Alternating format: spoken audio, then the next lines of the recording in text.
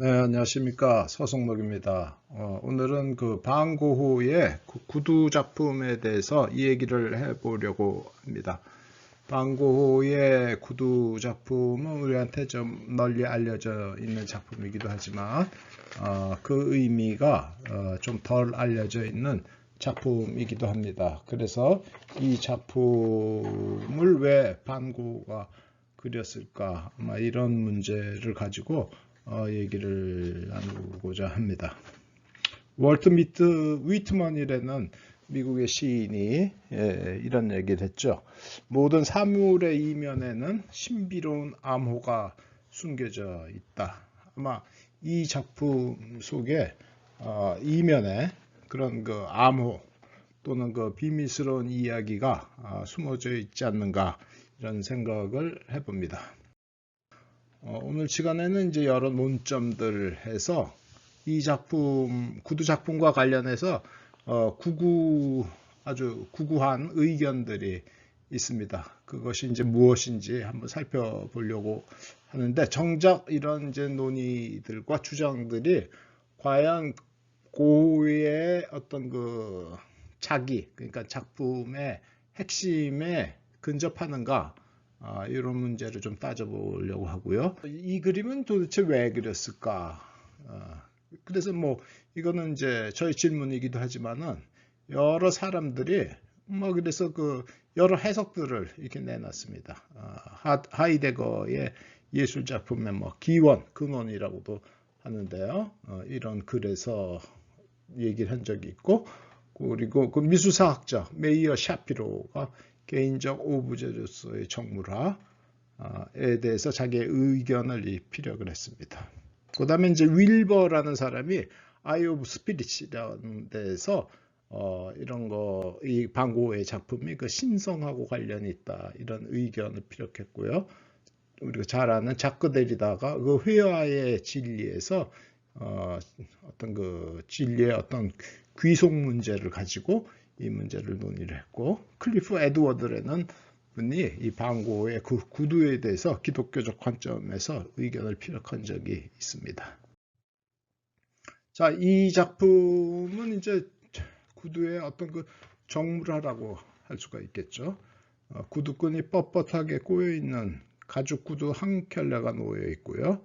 발목 부분에 낡은 가죽은 아무렇게나 접혀 있어서 어두운 신발 안이 들여다 보이기도 합니다. 발과 발가락 부분은 오래 신어서 주름이 잡혀 있고, 최근에 신은 적이 있는지 진흙이 묻어 있습니다. 각 이미지들이 이제 단정한 것과 그렇지 않은 것으로 대비되고 있고요.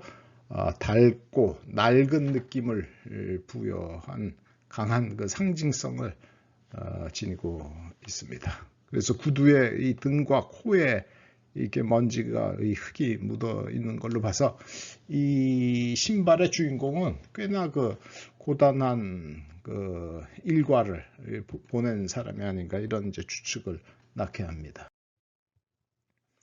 1886년도에 이제 구두들이 많이 있죠. 이 구두를 그린 게 이제 뉴엔 시절에도 구두 그림이 있고요.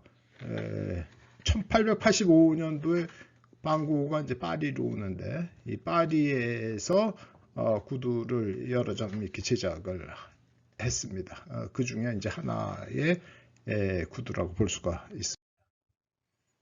요거는 이제 87년도, 이것도 역시 파리 시절에 제작이 된 구두인데, 앞에 작품들이 이게 단색조로 제작이 된 거라면 이거는 그 브라운 색조하고 푸른 색조하고 색 대비를 볼 수 있는데, 굉장히 그 인상주의자들의 그 영향이 이제 묻어나기 시작한, 그리고 색채에 대해서 이 눈을 뜬 시기에 제작된 거라고 볼 수가 있습니다.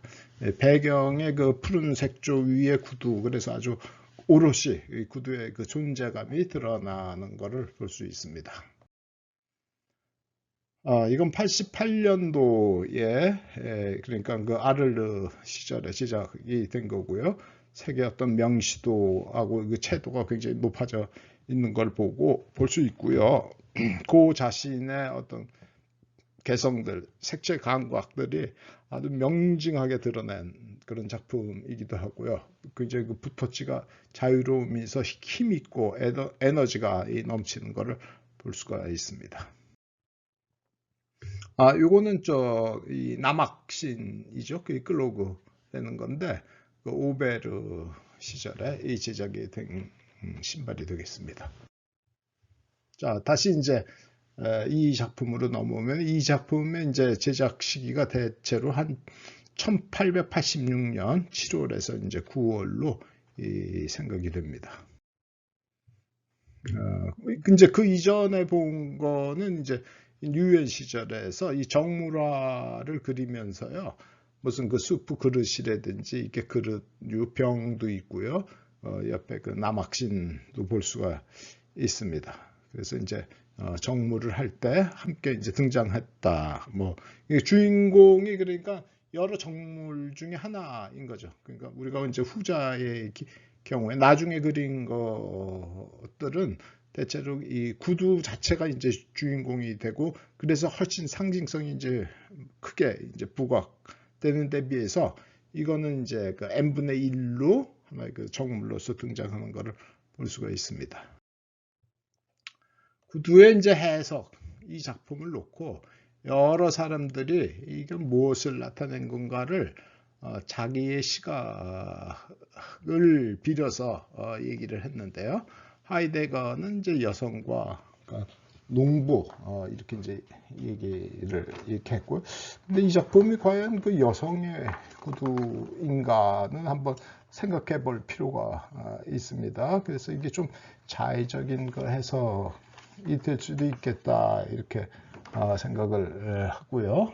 그 다음에 이제 메이어 샤피로가 이거는 이제 막 이런 거에 대한 그 하이데거 시각에 대한 어떤 반론이고 이제 비판이라고 볼 수가 있습니다. 아리아 민족의 농부와 땅과 피 신화 막 이런 것에 하나의 그 모델로서 그거 방고의 작품을 제시를 했는데 샤피로는 그거에 이제 반대해서 이 하이데거의 그 주장의 그 허구성이라고 그럴까요? 문제점을 그래서 지적을 하고 있습니다. 데리다의 회화의 진리에서는 이제 메타크리틱이죠. 하이데거와 그 샤피로 간의 그 오간 그 논쟁을 진리는 부재하다. 이게 어떤 힘의 대결로서 보려고 하는 이 데리다의 시각이 엿보이고요. 그 다음에 이제 클리포드 에드워즈는 이 부재 어떤 그 현존 지금 없지만은 그 없는 그 존재가 지금 이 작품을 통해서 이 구두를 통해서 말해주고 있다. 그러니까 그것은 이제 어떤 암시성이라고 할까, 암시성이라고 할까요? 이걸 이제 부재의 현존으로 말하고 있습니다. 회화는 어떤 기물을 통해서 기물만을 얘기하는 게 아니라 사실 기의라는 것을 나타내고 있죠. 그래서 암시와 상징과 그 은유의 그런 장치들을 사용을 하는데 클리프 에드워드는 비교적 그것을 잘 짚고 있다고 생각이 됩니다. 다시 이제 이 작품을 우리가 보는 거고요. 과연 이 부재의 현존이라고 그랬을 때 이 구두를 왜 방고는 그렸을까? 왜 여러 그 성한 구두가 있고 아주 그 멋진 구두가 있고 비싼 구두도 있는데 하필이면은 이런 장화 같은 구두 막 이렇게 지저분하고 그 농사를 짓거나 무슨 그 일을 하거나 도시 근로자의 어떤 그 신발 같은 그리고 이 막 겉도 헤어지고 지저분하고 끈도 이게 풀어진 그런 구두를 그렸을까 이런 이제 궁금증을 떠올리게 합니다. 먼저 이제 그래서 한 네 사람의 의견을 살펴볼 건데요. 그 하이데거의 입장입니다. 하이데거는 이제 존재자의 진리가 정립되어 있다. 우리는 예술 작품에 정립되어 있는 존재자의 진리, 그 작품 속의 존재자를 통해 스스로를 계시하는 세계와 대지의 새로운 모습을 포착해야 한다. 이제 입장에서 구체적으로 이 작품을 언급을 하고 있습니다. 대지의 말 없는 부름을 외쳐온다, 뭐 이런 얘기도 나오고요. 겨울 들녘의 쓸쓸한 휴경지의 감도는 해명할 수 없는 대지의 거절이 느껴지고, 굉장히 이 글을 보면 문학적이면서 아주 그 낭만적인 그런 얘기들을 하고 있습니다. 더 나아가 이 도구에서는, 이 도구라는 거는 이제 신발을 얘기를 합니다. 빵을 확보하기 위한 불평 없는 근심과 고난을 이겨낸 후에 오는 말없는 기쁨과 출산이 임박해져 겪어야 했던 산모의 아픔과 죽음의 위협 앞에서 떨리는 전율이 느껴진다.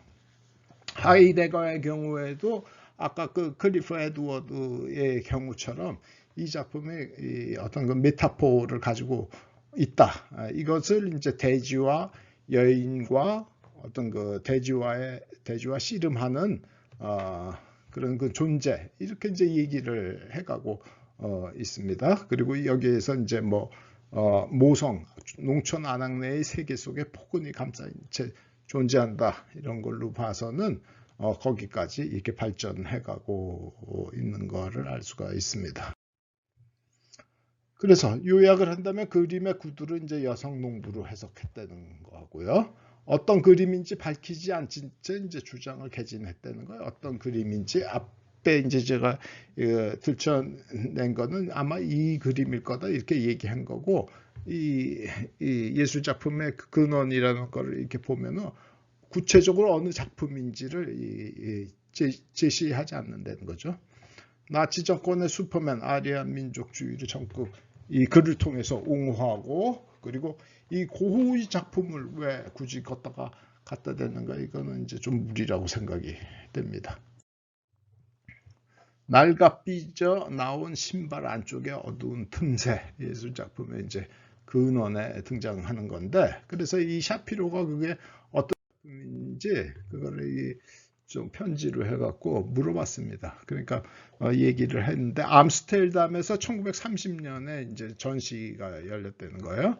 그래서 거기에 나오는 한 켤레의 구두를 얘기를 한다. 그래서 이제 한 켤레 구두라는 게 이제 도판 255, 1886년 우리가 본 거를 지금 얘기를 하고요. 그 옆에 이제 87년께 있고, 아랫게 또 87년도 게 있고, 그런데 1886년도 이 작품인 거를 샤피로가 하이데거의 그 편지를 통해서 확인하였다는 것입니다. 이거는 뭐 그렇게 그린 이제 건데, 구두에 이제 이거는 이제 샤피로의 얘기입니다. 구두에 밑창이 드러나 있고, 아마도 이 그림이 철학자의 설명에 나온 구두창에 대한 영감을 주었어요. 이제 이걸 보고 했다는 게 아니라, 이게 이제 구두창에 이 작품도 이제 봤었을 테니까 구두창에 대한 영감을 주었다, 이런 얘기가 되겠습니다. 그래서 도대체 그러면 그 하이데거가 얘기한, 그리고 또 그 샤피로가 좀 비판한 아리안 민족과 그 여성성은 도대체 어떻게 관련되어 있는가? 그 당시에 이 포스터를 이렇게 보면은 독일 여성이 아이들을 그 양육하고 굉장히 씩씩하게 이렇게 자라나게 하는 거, 그리고 아주 굉장히 뭐 앞으로 이렇게 전진해 나가는 아주 긍정성이 아주 충실한 사람으로서 여성을 그려내고 있습니다. 오른쪽에 그러면은 오른쪽엔 뒤에는 이제 나치의 상징이죠. 이제 독수리가 이 가정을 이렇게 보호를 하고, 그 남성과 여성이 굉장히 행복해 있는 그런 모습을 볼 수가 있습니다. 그래서 이게 다른 사람에게, 다른 민족에게, 다른 나라에게 이 고통과 이런 걸 주고, 또 유대인을 그렇게 학살해가고 인종 차별을 하면서 이렇게 아리아 민족이 행복할 수가 있겠는가, 그런 아주 그 의구심을 강하게 불러일으키는 그런 장면이 되겠습니다. 말하자면 여성은 가사와 그 양육에 충실할 것을 은근히 그 강제하는, 그런 또 쇠뇌시키는 이 포스터, 국가주의적 어떤 그 포스터라고 볼 수가 있겠습니다. 나치 선전은 아리아 민족 국가의 여성의 역할을 높이기 위해서 이제 고안이 되었고요. 모성은 포스터, 그림, 조각품으로 찬사를 받았습니다. 수유하는 어머니는 때때로 그래픽으로 포스터에 등장했고 공공장소에 배치되기 위해 조각되기도 했습니다. 화가들은 이상적인 가족에 대한 나치의 환상이 담긴 시골의 서사를 불러일으키기 위해 농촌 환경에 둘러싸인 어머니로 묘사했습니다. 국가사회주의에서 그 여성은 뭐냐? 임신과 부양의 힘겨운 고통을 독일 어머니의 사명으로 승화를 시켰고요. 시키라고 이제 요구를 한 거죠. 1934년 여성과 청소년을 대상으로 한 당대회에서 제기된 얘기고요. 농부, 들길, 대지, 여성, 노동은 국가사회주의적 이념에 기여하는 그런 방편이다. 아까 그 하이데거의 그런 그 글을 읽어보면은 여기에 굉장히 부합하는 것 같아요. 농부, 들길, 대지, 여성, 노동은 국가사회주의적 이념에 기여하는 그 방편이다. 뭐 이런 그 맥락, 정치적인 맥락에서 이게 이 고호의 작품을 봤다면은 그건 조금 그 우리가 생각하는 그 순수한 그 관점이 아니고 국가 사회주의를 실현시키기 위한 하나의 그 방편으로서 이 고호의 작품을 선택한 굉장히 의도적이고 정치적인 그 맥락의 발언이 아닌가 이렇게 보입니다. 히틀러의 얘기입니다. 남성이 자신의 민족을 위해 희생하는 것처럼 여성은 단일 조직으로 민족의 부양을 위해 투쟁에 희생해야 한다. 남성이 전쟁터에서 영웅적인 용기를 보여준 것처럼 여성은 영원히 인내하고 헌신하고 또 영원히 그 고통을 참아야 한다. 이거는 굉장히 선동적인 그런 발언이죠. 남자는 전쟁터에서 싸우고 여성은 국가를 위해서 인내하고 헌신하고 고통을 참아야 한다. 요즘에 이런 얘기 했었으면 난리가 났었을 텐데 이 아돌프 히틀러가 생각한 그 여성의 역할입니다. 하이데거의 예술 이념은 한마디로 정리를 하면은요, 국가 사회주의적 예술 이념을 자신의 예술 철학으로 정당화하고 그 이념에 공헌했다고 보여집니다. 이런 주장에 대해서 이 샤피로는 굉장히 반발을 했죠. 그래서 이 구두에서 화가 곧 고호의 자아를 보여야 한다 주장을 했어요. 이 굉장히 상식적이고 일리가 있는 그런 얘기죠. 고호가 구두를 그리거는 고호의 자화상일 수도 있고 어떤 노동자나 또 농부의 무엇일 수가 있는 거죠. 그래서 사실은 그걸 선택을 했죠. 그 익명이 사람이기는 하지만은 그거를 떠올려 보라는 그런 의미에서. 근데 이제 이거를 자꾸 국가 사회주의로 연결을 했다 보니까 구체성은 이렇게 떨어지고 굉장히 관념적이면서 굉장히 선동적인 이 프로파간다적인 그 발언으로 그칠 수밖에 없는 것이죠. 구두가 고호에 있어서는 그 자신의 삶의 일부였다는 사실을 확인을 시켜줍니다. 샤피로는 하이데거가 농부 여인의 세계에서 본 고호 그림 속의 구두를 작가인 고호 자신으로 돌려보았습니다. 그래서 미술사학자는 역시 이것을 어떤 사실관계를 분명히 하는 게 굉장히 중요하죠. 고 자신의 그 모습을 그린 것이다. 이제 이렇게 이것도 해석이에요. 왜 그러냐면은 이 고호가 그렇게 했다는 어떤 증명을 해야 되는데 다른 데서는 이렇게 볼 수 없고 그렇게 이제 추론을 한 것이고 그럴 가능성이 높다 이렇게 본 것입니다. 동료 화가 이 가우지라는 사람이 이런 얘기를 했습니다. 이거는 좀 이제 클리프 에드워드의 책에서 나온 건데 이 고하고 이 가우지가 이 파리 벼룩시장에 이렇게 갔습니다. 아주 그 벼룩시장에 저도 한 20, 30년 됐는데 간지가 그 골동품 상이죠. 옛날 것들 이렇게 늘어놓고 이 팔고 거래하는 그런 이제 곳입니다. 거기에서 낡고 닳아 빠진 신발 한 컬레를 샀다는 것입니다. 이제 목격자의 증언이 있는 거죠. 어떤 환상을 불러일으키기에 부족함이 있는 그저 투박한 신발이었다. 그래서 이 고우가 이 신발을 신고 비 오는 날 성벽을 따라 산책을 했고 진흙이 묻으니 그나마 좀 흥미로워 보였다. 뭐 이런 이제 가우지의 그 언급이 있습니다. 그래서 구두의 어떤 출처가 분명을 해줬죠. 왜 이 그림을 그리게 됐는지, 이 오브제는 어떤 경로로 그 획득이 되었는지, 그거는 이 1800, 그러니까 한 85년, 6년 사이에 벼룩시장에서 구입한 그런 신발이다. 이렇게 이제 얘기할 수 있습니다. 그래서 의 얘기를 다시 넘어오면은 하이데거는 이 환상적인 설명인데 이게 비약과 상상과 이 추론인데 그것이 막 터무니없는 이 상상이고 이제 추론이다. 이런 형이상학적 권위의 개념은 여기서 그저 하나의 이론적인 아이디어로 존재한다. 뭐 터무니없다는 이제 얘기로 일축해버립니다. 샤피로는 그걸 어떻게 봤느냐?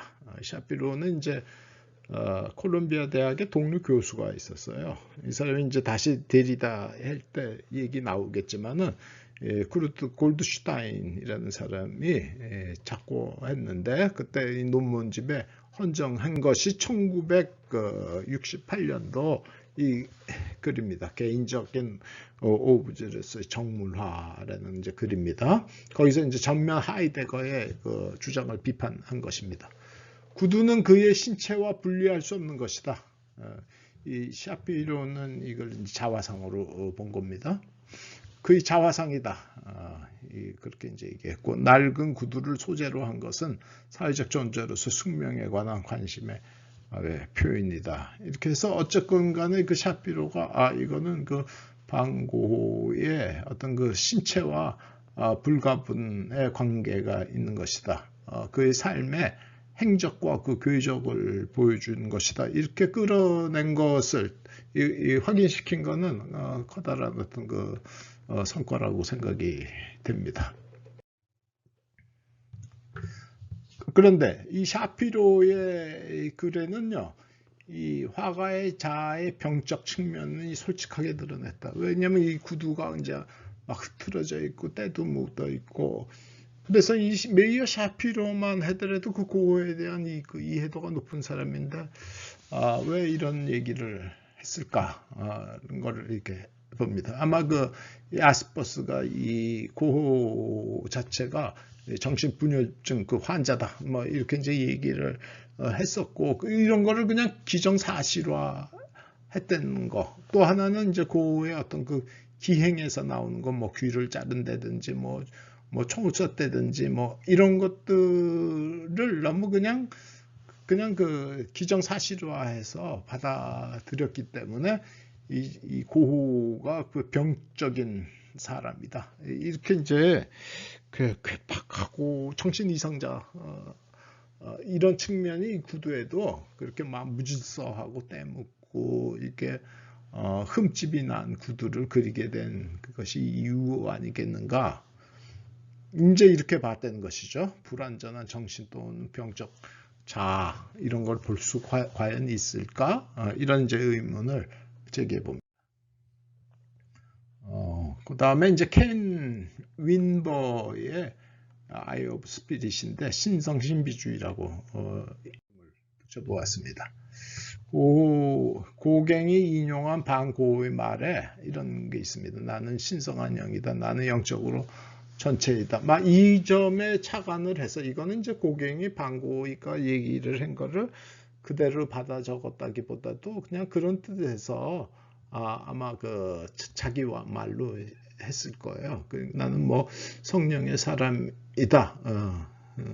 그 성령의 내주하심을 믿는다. 아마 이런 식으로 얘기를 했었을 겁니다. 왜 그러냐면 고호 자체가 그 어떤 그 홀리 스피릿과 이것을 이 작품으로서 그 현재화시키고 나타내는데 표상하는데 이 주력을 했기 때문에 그런데 이걸 이제 잘못 받아 적을 수도 있겠죠.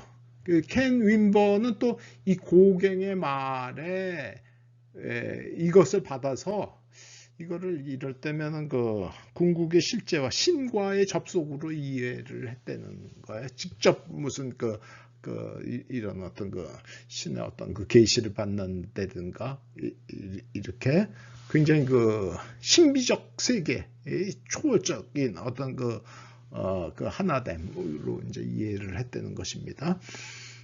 그것이 이제 켄 윈버의 어떤 그 신성주의 이것을 이렇게 묶어주는 하나의 그 계기로 작용을 합니다. 구두는 고호의 영적 체험을 나타낸다.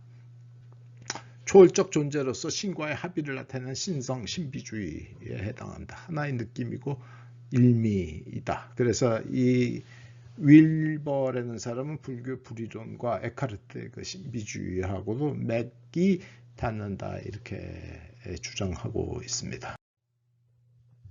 자, 마지막으로 이 데리다는 이제 막 귀속의 담론으로 얘기할 수 있습니다. 구두 논쟁을 귀속의 담론으로 이 규정을 합니다.